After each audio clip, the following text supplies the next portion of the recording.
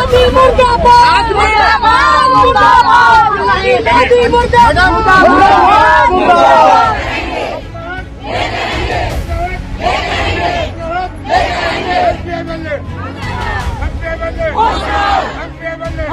पहले किसानों की जमीनों को लेकर जिस तरह की गड़बड़ियां होती थी, उसे वो भी प्रोजेक्ट की देरी में बहुत बड़ा रोड़ा बन जाती थी।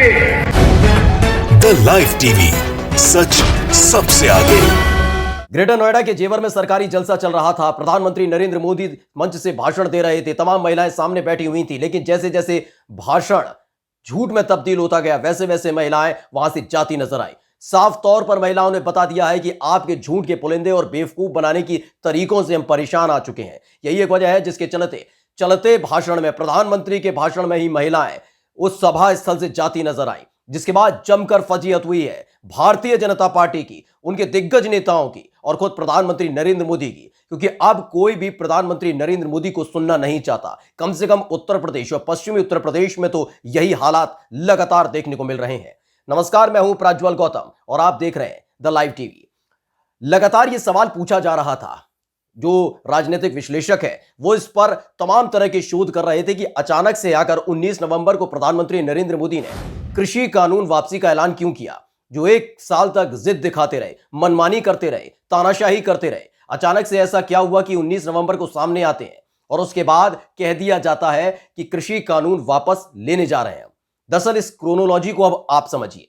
19 तारीख को यह बयान इसलिए दिया गया था, यह ऐलान इसलिए किया गया था क्योंकि कार्यक्रम आयोजित करना था। 25 नवंबर को एक कार्यक्रम आयोजित करना था पश्चिमी उत्तर प्रदेश में ही, यानी कि नोएडा में, जहां से चंद कदमों की दूरी पर कृषि कानून के विरोध में सैकड़ों हजारों किसान पिछले एक साल से धरना प्रदर्शन कर रहे हैं और साथ ही साथ इसमें 750 किसानों की मौत भी हो चुकी है आंदोलन के दौरान, प्रदर्शन के दौरान। लेकिन चेहरे पर शिकन कभी प्रधानमंत्री की नहीं आई। लेकिन शिकन इस बात की थी कि अगर 25 नवंबर को वो वहां पर पहुंचते हैं, यानी कि जेवर में पहुंचते हैं, जेवर एयरपोर्ट का शिलान्यास करने पहुंचते हैं, तो यही किसान उनके खिलाफ विरोध प्रदर्शन करेंगे, हंगामा होगा और जमकर फजीहत होगी। तो इसी से बचने के लिए प्रधानमंत्री नरेंद्र मोदी ने 19 नवंबर को सबके सामने आकर ऐलान कर दिया कि कृषि कानून वापस लिया जाना है।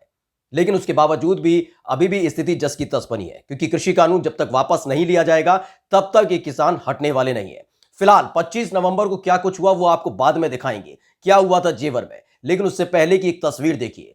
सरकारी जलसा सजा हुआ था, जिस जेवर की जमीन पर यानी छाती पर खड़े होकर प्रधानमंत्री नरेंद्र मोदी भाषण दे रहे थे, वहीं के किसानों ने साफ तौर पर बहिष्कार कर दिया प्रधानमंत्री नरेंद्र मोदी का। इस सरकारी जलसे का, इस जश्न का जमकर हंगामा हुआ, गो बैक के नारे लगाए गए और साथ ही जो सामने महिलाएं बैठी हुई थी, उन्होंने साबित कर दिया है कि जब जब प्रधानमंत्री कुछ बोलते हैं वो झूठ बोलते हैं, बेवकूफ बनाते हैं और अब उनका ये झूठ और झूठ के पुलिंदा अब उन्हें कतई बर्दाश्त नहीं। सबसे पहले वीडियो देखिए, आवाज सुनिएगा। प्रधानमंत्री नरेंद्र मोदी बोल रहे हैं, यानी भाषण चल रहा है और एक एक कर महिलाएं वहां से जाती हुई नजर आती हैं। वीडियो देखिए। पहले किसानों की जमीनों को लेकर जिस तरह की गड़बड़ियां होती थी, उसे वो भी प्रोजेक्ट की देरी में बहुत बड़ा रोड़ा बन जाती थी। यही आसपास पहले की। तो देखा आपने किस तरह से प्रधानमंत्री नरेंद्र मोदी के इस पूरे कार्यक्रम का, यानी जेवर एयरपोर्ट के शिलान्यास को लेकर जो कार्यक्रम आयोजित किया गया, करोड़ों फूंक दिए गए थे जिस कार्यक्रम में, उसको लेकर कितनी उत्साहित नजर आई थी स्थानीय महिलाएं, स्थानीय लोग कितने उत्साहित थे कि प्रधानमंत्री का भाषण चल रहा है। उस भाषण को सुनने तक की उन्होंने, अब उनमें सीमा खत्म हो चुकी है, क्योंकि वो जानते हैं कि जब जब मंच पर खड़े होकर भारतीय जनता पार्टी के तमाम दिग्गज बोलते हैं, वो झूठ बोलते हैं। ये समझ लेना चाहिए भारतीय जनता पार्टी के दिग्गजों को, अंधभक्तों को।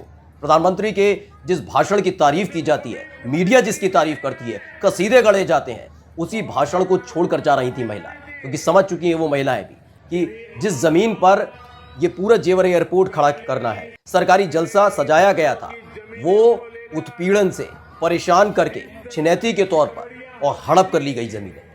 और ये बात हम क्यों कह रहे हैं, हड़पने का शब्द इस्तेमाल क्यों कर रहे हैं, छिनौती का शब्द का इस्तेमाल क्यों कर रहे हैं? तो तमाम हमने आपको खबरें भी दिखाई और आपको हमने बाकायदा दर्द भी सुनाया किसानों का कि अंदर सरकारी जलसा चल रहा था, बाहर किसान आंदोलन कर रहे थे। कि कृषि कानून की वापसी के ऐलान के बाद लगने लगा था कि शायद अब किसान आंदोलन नहीं करेंगे, लेकिन प्रधानमंत्री नरेंद्र मोदी की यही नीति उन पर उल्टी पड़ चुकी है, क्योंकि जिस जमीन पर खड़े होकर वो भाषण दे रहे थे वो जमीन भी बकायदा हड़पी गई है। और ये हम नहीं कह रहे, कि किसानों ने कहा, जो वहां पर पहुंचे थे, बाहर हंगामा कर रहे थे, कह रहे थे कि जो हमारी जमीन है वो पुश्तैनी जमीन है, हमारे जो पूर्वज है उन्होंने अपनी कौड़ी कौड़ी इकट्ठी करके इस पूरी संपत्ति को खड़ा किया था। एक झटके में नोएडा प्राधिकरण ने सत्ताधीशों की भूख, उनकी प्यास बुझाने के लिए उस जमीन को हड़प लिया है और मुआवजे के तौर पर कौड़ी दी, यानी करोड़ों की जमीन के कौड़ी दाम लगाए।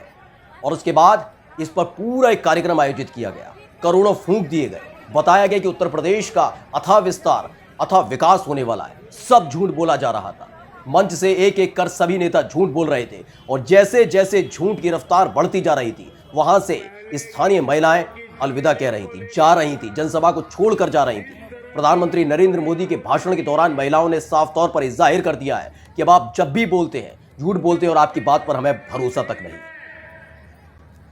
ये आपको बताते हैं किस तरीके से आपने कई और तस्वीरें देखी होंगी, द लाइव टीवी ने लगातार आपको दिखाया किस तरह से कार्यक्रम चल रहा था। वहां पर गो बैक के नारे लगाए गए, बताया गया मोदी गो बैक। इससे समझा जा सकता है कि किस तरह के हालात देखने को मिले।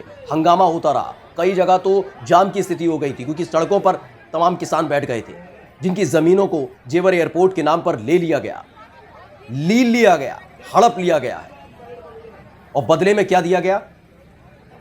करोड़ों की जमीन के कौड़ी दाम लगा कर दिए गए। यानी जो संपत्ति अपना एक एक पैसा इकट्ठा करके इन तमाम लोगों ने इकट्ठी की थी, वो जमीन सिर्फ कौड़ियों के दाम पर नोएडा प्राधिकरण ने ली, और जबरदस्ती ली है।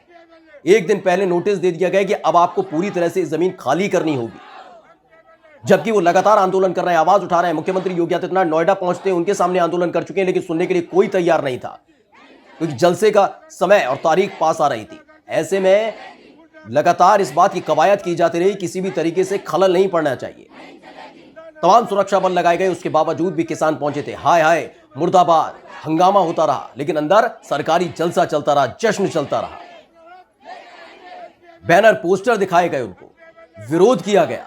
और ये हालात लगातार उत्तर प्रदेश में बने हुए हैं। जेवर एयरपोर्ट में के शिलान्यास कार्यक्रम में करोड़ों फूकने के बाद भी तसल्ली नहीं मिली अब भारतीय जनता पार्टी के नेताओं को, क्योंकि जिस आवाज को दबाने की कोशिश लगातार कई साल से मुख्यमंत्री योगी आदित्यनाथ कर रहे थे, इस कार्यक्रम के दौरान वो आवाज जमकर उठी है। वीडियो देखिए।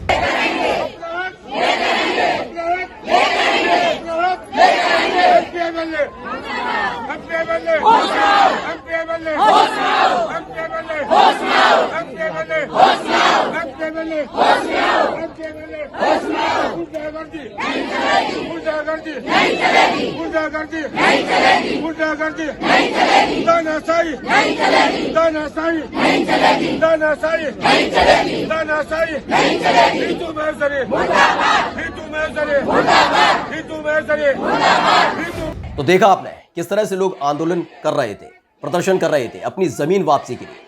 और ये हालात उत्तर प्रदेश में कम से कम भाजपा के लिए लगातार अलग अलग जगह बने हुए हैं। ये तस्वीर तो हमने आपको पश्चिमी उत्तर प्रदेश की दिखाई, जहां ग्रेटर नोएडा के जेवर में सरकारी जलसा सजा था, जमीन जो हड़पी गई थी, वहां के किसान आंदोलन कर रहे थे। लेकिन तस्वीर सिर्फ इतनी भर नहीं है, इससे आगे की तस्वीरें को दिखाते हैं। 2 दिन पहले आपको याद होगा कि कानपुर पहुंचे थे, कृषि कानून की वापसी के ऐलान के बाद लगा था जेपी नड्डा को भी, राष्ट्रीय अध्यक्ष जेपी नड्डा को और मुख्यमंत्री योगी आदित्यनाथ को, कि कानपुर की जनता खुली बाहों से इनका स्वागत करेगी। लेकिन जैसे ही अपने पुष्पक विमान से नीचे उतरे थे, तमाम जो भीड़ कानपुर की जनता वहां पर उमड़ी थी, उन्होंने मोदी और योगी मुर्दाबाद के नारे लगाए थे। पहले सुन लीजिए।